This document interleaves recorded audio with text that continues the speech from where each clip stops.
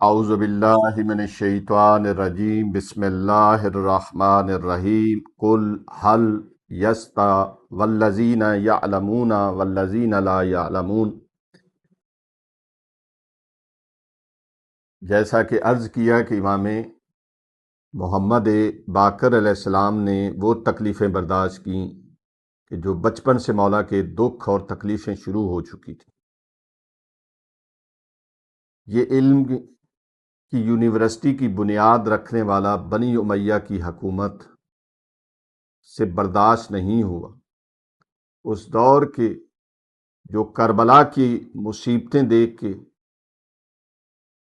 پہلے ہی جس کا دل زخمی تھا، ماؤں بہنوں کو کبھی بازار کوفہ میں، کبھی بازار شام میں، کبھی دربار کوفہ میں، کبھی دربار شام میں، جو اتنی مصیبتیں بچپن میں دیکھ چکا تھا، جو علم پھیلا رہا تھا، مختصر یہ ہے، ایک بھی آنسو اگر آ جائے تو کافی ہے کہ مولا کو 7 ذی الحج کو ہشام بن عبد الملک نے ایسے گھوڑے کی زین پہ بٹھایا جس کی زین کو زہر میں بجھایا گیا تھا۔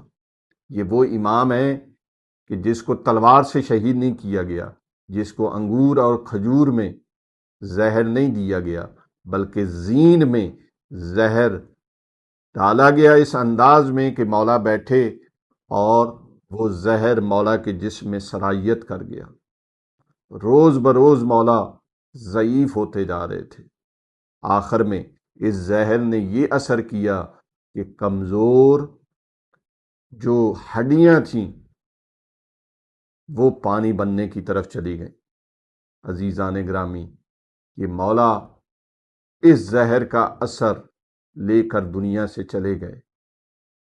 مولا کا نماز جنازہ تیار ہوا، امام جعفر صادق علیہ السلام نے نماز جنازہ پڑھائی۔